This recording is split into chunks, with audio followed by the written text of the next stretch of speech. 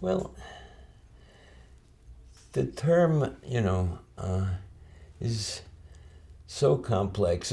But I think the definition hasn't changed that much. It's essentially the investment in the self, the emotional, psychological investment in oneself, love of oneself, you could say. So it's been 100 years since Freud wrote the first paper on narcissism, well, the first one in Psychoanalysis. And we've learned a lot, especially by observation of infants. 30, 40 years ago, people started to watch mothers and infants and film them in frame-by-frame sequence and so forth, and then analyze that. Well, it taught us about the minute, the fine-grained interaction between the mother and infant from the very first moment that the infant is born, and how that plays out in later life. The great majority of people in the field believe that something like the attachment category is something that's fairly stable. So that if a child is poorly attached, at 2 years, then they're gonna show that kind of issue later on unless something happens to change it, People use the term and they generally think of someone whose ego is immense and somebody who loves himself too much. But I think that there's a whole continuum of narcissism, and one of the ways of describing it is like blowing up a tire or something. You can have an underinflated tire, what I call a deflated narcissist, or an tire that's properly inflated, which is like healthy narcissism, or a tire that's overinflated and about to blow up, and that's some kind of pathological overinflation. I think it's important to see that it's a whole continuum, that there is such a thing as a healthy narcissism that everybody has, and there is such a thing as deflated narcissism that many, many people have. That's a common syndrome. We believe that underneath the overinflated narcissist is a deflated narcissist, maybe very, very far underneath, but that the overinflation is a compensation for feelings of being deflated. You have to go back to the very beginning and think about the mother-infant relationship, so that what you've got is a process going on between two people. What you've got is a system, the mother-infant system. And the child is born with expectations that it's going to get whatever it needs. That is, when an infant is hungry and cries, right, it expects to be fed instantaneously. No mother can always feed the child instantaneously, so that the system is bound to fail right from the beginning. In some ways, the child will be betrayed from day one, because not every moment that it's hungry will it be fed instantaneously. So the mother has to be good enough, that is, be able to get there in enough time to feed the child the way it needs to be fed. It's not only a question of quantity, but of quality of feeding. If the mother's very disturbed and upset, it's not going to be a good feed for the child. But if the mother is good enough, right, then the child thrives. And if the child thrives, then both participants are happy. And the child gratifies the mother by taking the food that she's giving and loving it, and the mother gratifies the child in the same way, So they gratify each other, and they smile at each other, and they reinforce each other, and that's a good beginning. On the other hand, if something goes wrong with that, if the mother is depressed, if the mother is an addict, if the mother is just mentally unhinged, if the mother is constantly being beaten up by the father, which intrudes on the feeding process and so forth, then the mother's not smiling at the child, and the child is upset because it's not getting the feedback that it needs to maintain its self-esteem. That's how self-esteem is formed at the beginning. One of the striking examples, the baby watchers have done lots of experiments. One of them, Ed Tronick, I think at Yale, did a startling thing. He asked mothers who were playing with their infants or feeding their infants and then playing with their infants afterwards, he asked them if they would suddenly freeze their expression and not show any emotion at all. And the mothers did that. There was a universal reaction on the part of the infants or babies. First, the mother was there with a frozen face. The child reached out and tried to change things to make her react again. And when he couldn't, he got more and more upset. And then he got desperate, and he started to scream and fight and do everything he could and kick around and so forth. And finally, when that phase passed, the child became apathetic and kind of lost all emotional reaction, and eventually his body became limp. And they didn't carry it too far. Finally, he told the mothers, okay, And when the mother became normal again, the child became normal. So that limpness, that kind of dead... That lack of tonus, that deadness. Well, we know what happens when it doesn't get straightened out, because Renee Spitz, an analyst, in 1945, I think, wrote a very interesting paper where he investigated children in two situations. One child was in some kind of a place where the mothers, maybe it was a prison or something, but the mothers were allowed to take care of their children. That was a normal situation. The other situation was in a foundling home where the children were cared for by a nurse. Actually, it was a nun, I think, so it must have been a Catholic institution. The children were kept in compartments, certainly large enough for a crib. They were given good medical attention. They were fed and so forth, but there wasn't enough personnel to actually take care of them in terms of fondling, in terms of sitting with them, in terms of touching them, in terms of holding them. They were just kept in their bassinets and cared for medically and fed and so forth. And they began to deteriorate.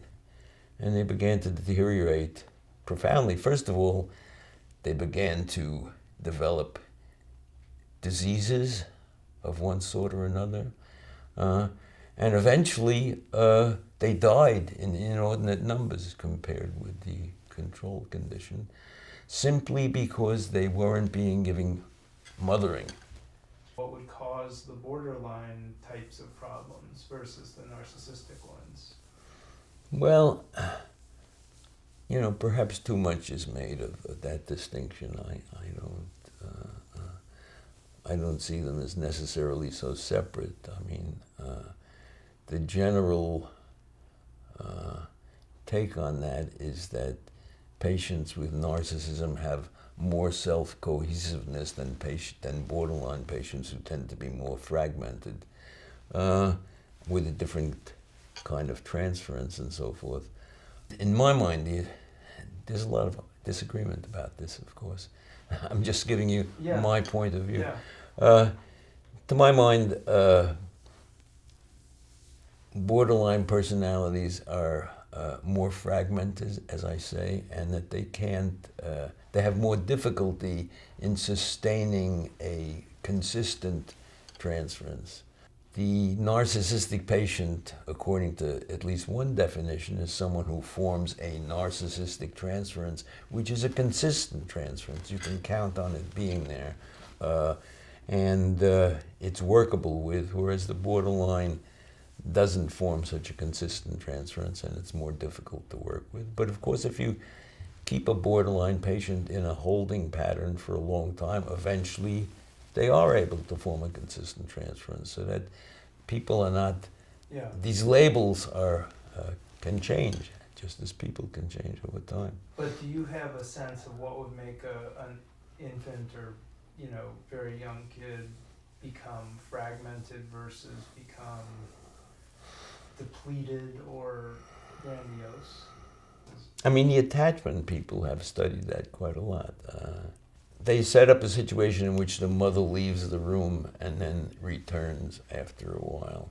And they check the child's reaction to the mother's return, A well-attached child will be upset, but will eventually come around and be normal with the mother again, whereas people with various kinds of attachment disorders, kids behave in different ways. Some kids get upset and they can never be brought back to a normal situation. So some kids avert themselves entirely and won't look at the mother. Other kids go back and forth.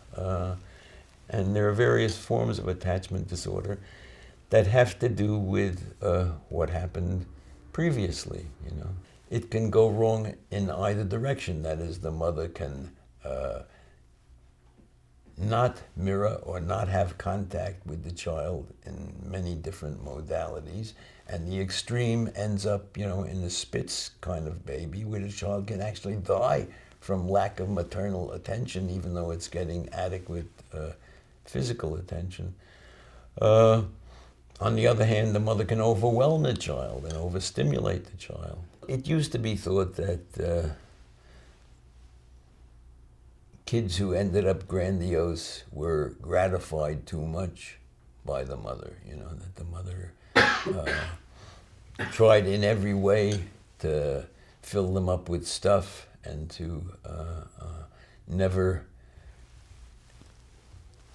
regiment them, never hold them down. The catch there, is that usually a mother who's spoiling her child, overindulging her child, is not really in touch with the child. She's doing something for her own gratification. That is, maybe she wasn't adequately fed or handled or taken care of or gratified as a child, and so she's over-gratifying the child, but that's not what the child needs. So the mother basically is out of touch with the child and the child's inner needs. And if the mother is always gratifying and always doing things to the child and for the child, then the child becomes the mother's child and not its own child. We talk about the real self as opposed to the false self. Yeah. So if the child becomes the mother's child, if the mother imposes herself on the child, then the child develops what we call a false self.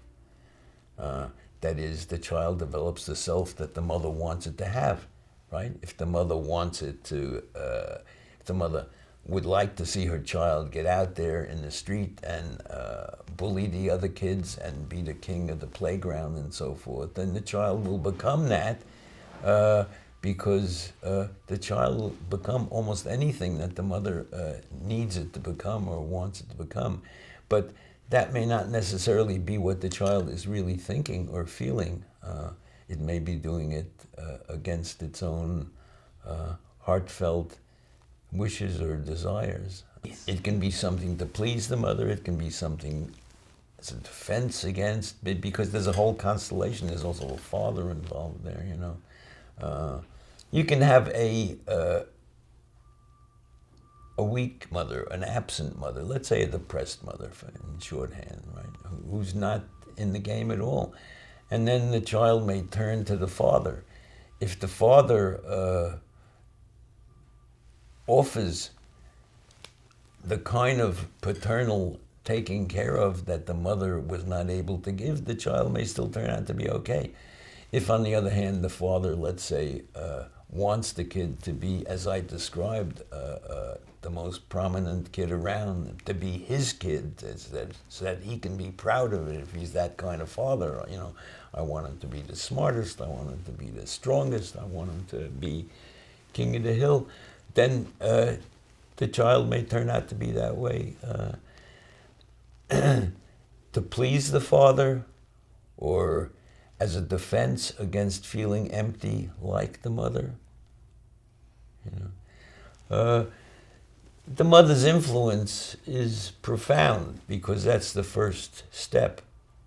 Very often, if you have, let's say, a depressed mother or a deflated mother or something, a child will react against that. It needn't necessarily go along with it. If the circumstances are such, it may react against that, and then it's fighting against an inner dead mother. You know, some kids have more energy from the start.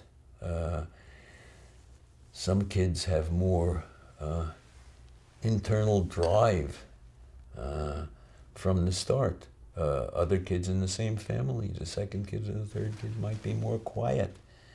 They need different kinds of mothering and fathering, right? The kid with tons of internal energy might need soothing or calming down. The kid with less energy might need awakening or alivening, you know. The mother has to be attuned to what the child's real needs are. And you watch it, it's not that difficult most of the time to differentiate between something that's happening because the mother wants it to happen and something that's happening because the child authentically needs it. Any experienced observer will be able to make that call. Later on, it gets more and more difficult. That is, if the child develops a false self because of impingement by one of the parents or both of the parents or whatever, it gets difficult as they grow up to determine what's real and what's false, and it gets difficult for the child himself, now a grown person, to know what's real and what's not real. Now we've had lots of studies, you know, about bad things that happen to children. And it can be poverty, which is a bad thing for a child to grow up in. It can be sexual molestation. It can be physical beatings of one sort or another. It can be inattention, where the child is not paid any attention to at all, either psychologically or physically. All sorts of bad things can happen. Overattention is one of them. If the overattention is initiated by the parent, which it would be, you know, it's in other words, it's for the sake of the parent and not for the sake of the child. Narcissists, at least in my conceptualization, starting on one side of the continuum with a totally deflated person, right, who might present as depressed or bored or not knowing what they want to do or not having any initiative or they can't get up out of bed or whatever, to the other extreme. The other extreme of narcissism is bipolar disorder. That is, it's manic depressive disorder. A lot of the grandiose people that you can think of, if you have models in mind, are kind of manic all the time. They don't sleep. They stay up late at night. They watch porn, or they Twitter all over the place, or they do something. They're going all the time. And, you know, we feel, again in a cartoonish way, that manic behavior is really a defense against depressive feelings, or feelings of emptiness, or feelings of loneliness, or feelings of not being there altogether. Some sustain it and some crash. You can stay on a high for a long time. You can stay on a high all your life in a certain way while struggling against depression. And typically they turn, if they can't find someone else in the environment to connect with. Some are lucky, some have a father who's okay, or even a sibling who's okay, or friends who are okay. But if they can't find that, then they turn to themselves and they start to stimulate themselves to keep alive, you know. In a situation where the mother is not giving the child what they need psychologically, the child is understimulated basically, and begins to do things to itself to stay alive. It'll bang its head against the wall.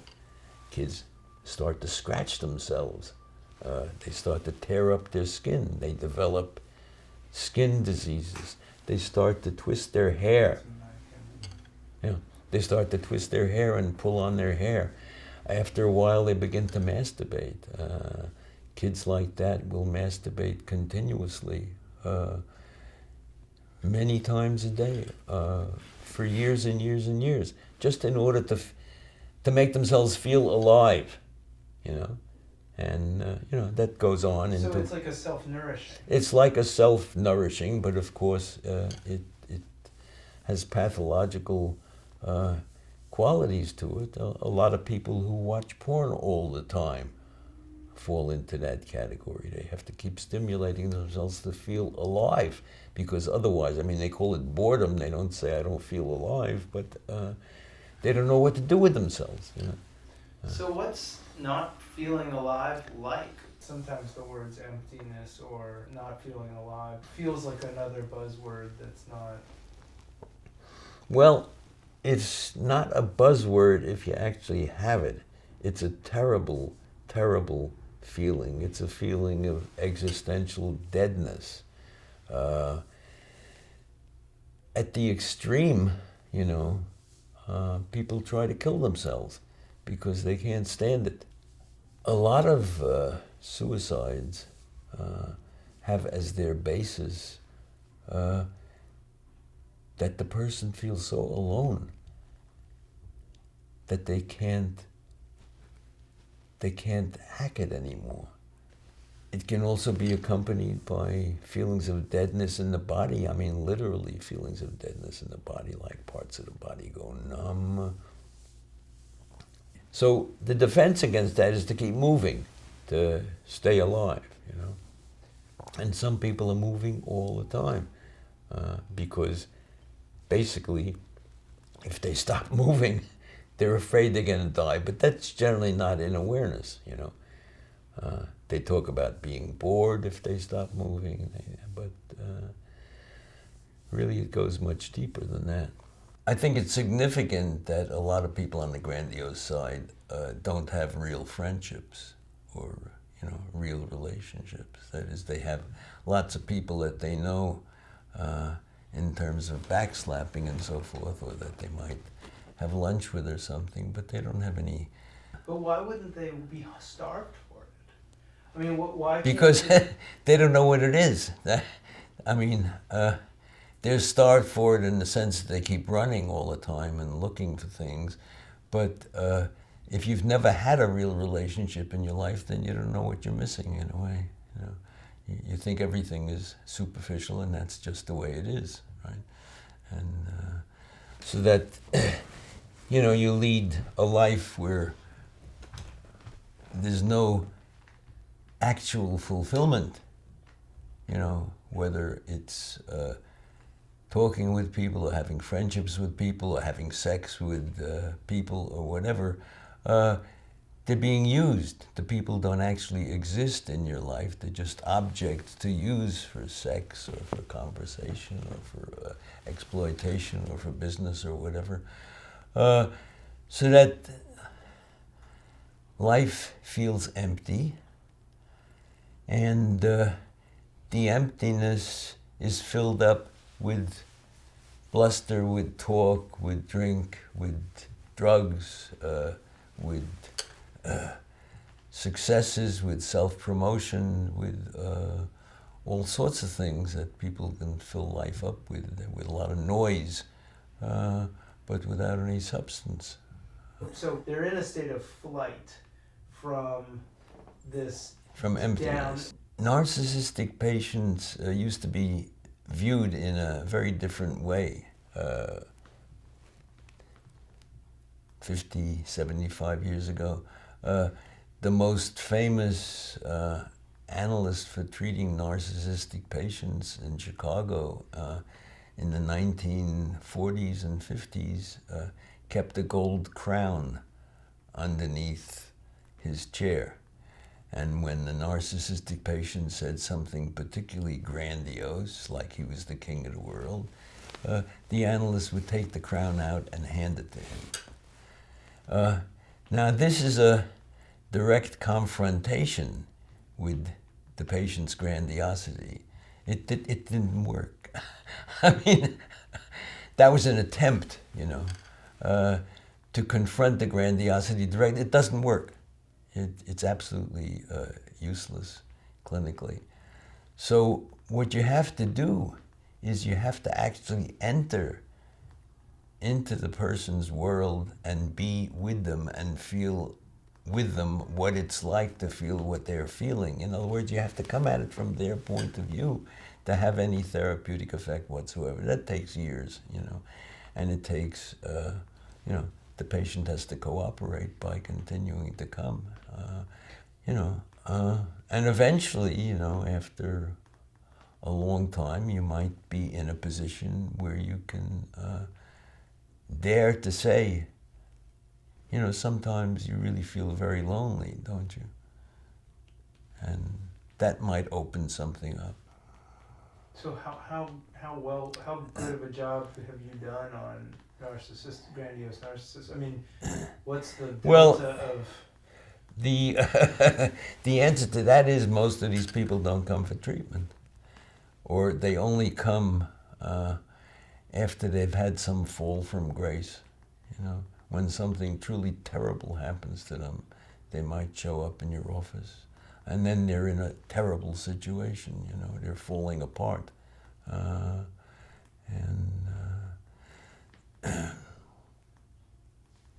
so then you start from a different place, you know.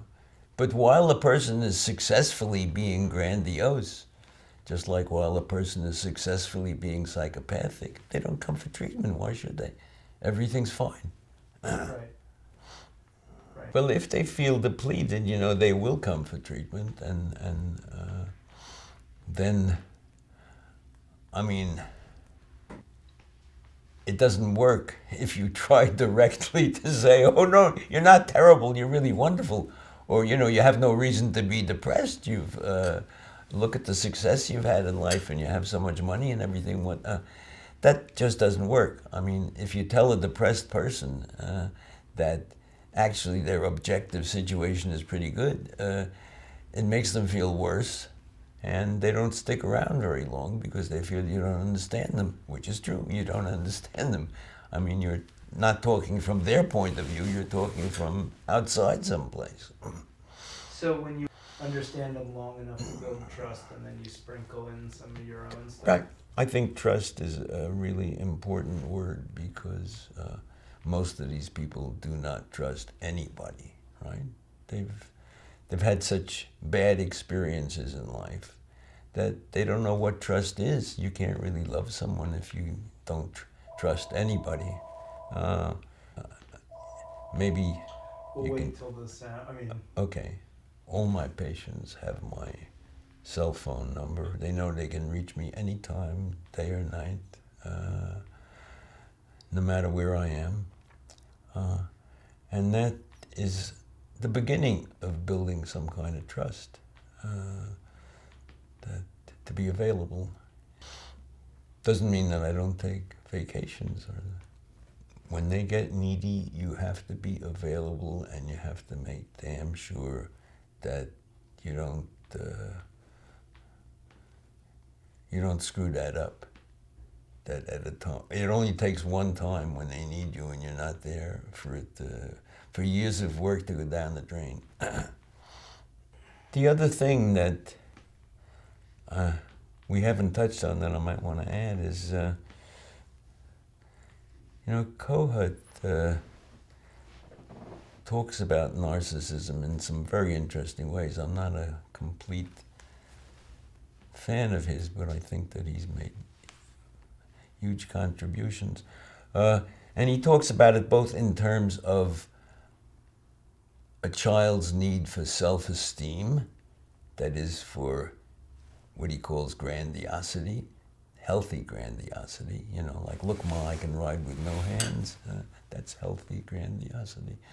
And also the child's need to idealize the parents or to idealize someone. I mean, he is convinced that, and I am too, that it's very important that people have something that they can believe in, someone that they can believe in, some cause that they can believe in, something or other in life that makes life worth living. Otherwise, if your world is filled with people who are all nasty and out to get you, it's not worth going on. So that's the other side of narcissism. So when they come, they usually come with you ask them about their childhood, they say everything was wonderful. What happens to a child who's been traumatized? He grows up prematurely, and that's really one important part. Kids who've been traumatized grow up prematurely because they have to grow up to protect themselves, and they have to become adults too soon, and they generally don't have the kind of period of childhood that we'd like kids to have, where they can play with each other and play by themselves and feel that they have a protective environment around them in which they can just be into themselves and live in their own subjectivity. These kids are pushed out of their subjectivity and they have to become objective about the world. And that's one of the primary traumas that occurs.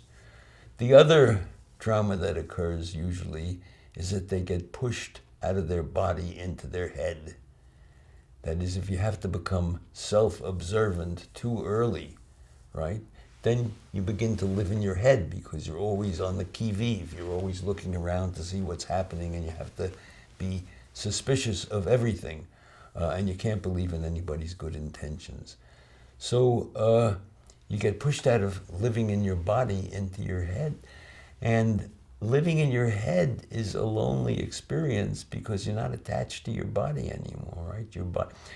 People describe trauma sometimes when something really bad happens and the patient describes it later. You can think of a car accident, for example. That's something that many people have had. You get out of the car, you're still alive, but you can't believe what happened. You're looking at it objectively, and you say, did that happen to me? Was I in there, right? They smashed in the whole side of the car, and I'm still alive, right? So you're outside, you're looking in. You've lost your sense of being in your body.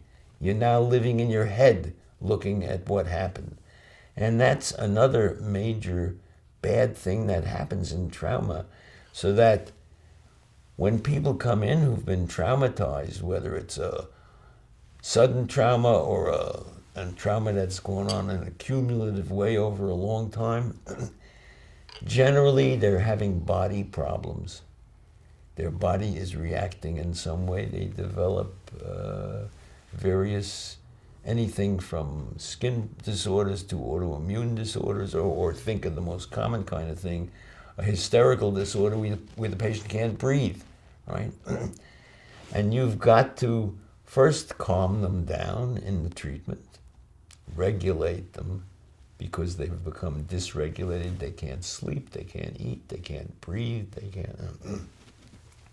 So you have to first regulate them, and then you have to get them back into touch with their body, which means getting back into touch with the trauma that dysregulated them in the first place. becomes That this the collision. whole life becomes an escape from feeling real. And that's part of the reason these patients don't feel real is that they're not living in their body anymore since the trauma happened. They're outside observing the body to which this trauma occurred, but from which they've escaped and becoming a caricature of an adult too soon, right? Trying to control everything intellectually. I guess one of the things that we haven't mentioned yet is narcissistic rage, which is different from anger, you know. Anger is a kind of limited or self-limiting thing, you know. You can get angry at somebody, but eventually you come back and reach some kind of reconciliation or restitution or some position where you can still live in the same world with the other person who made you angry. Narcissistic rage is unlimited. There's no regulation, you know, that it's totally out of control. It's overflowed the top, you know. I guess what I'm trying to say is that anger is limited in some way. Rage is totally out of control. And that's something that you do see in grandiose narcissists quite frequently. It doesn't take much to put them in rage, like if somebody makes a bad remark about them, right?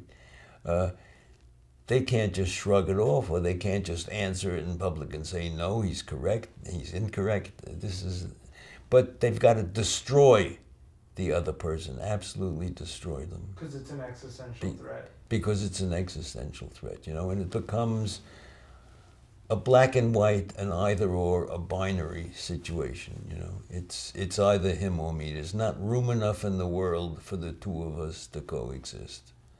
And narcissistic rage is important politically, because it's what you see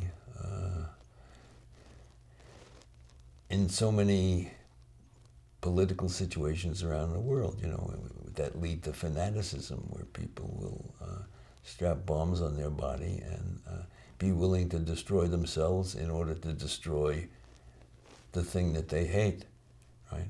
It leads to extremism. Then they become fanatics because they have nothing to lose. There's nothing to believe in. There's no reason to be alive. You might as well kill yourself and kill the other person at the same time. Psychoanalysis means so many different things to so many different people that it's become practically meaningless as a term. You know, calling it talk therapy, for example.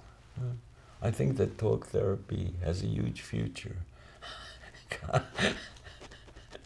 Because I think that we all have to talk to each other, and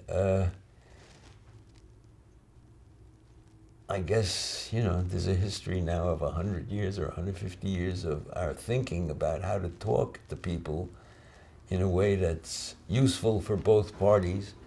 And that's never going to go out of fashion, you know, no matter what they call it. You know, it will not be substituted for by some kind of manualized treatment. It's utterly ridiculous. I mean, we have to learn how to talk to each other to survive, if we're going to survive. With the manualized treatment doesn't count as talk therapy? It doesn't count as authentic talk therapy, since one person is treating another person, and it's very clear who's the treater and the treatee. And that's not what psychoanalysis is about these days. You know, it's about two people talking to each other as honestly as possible.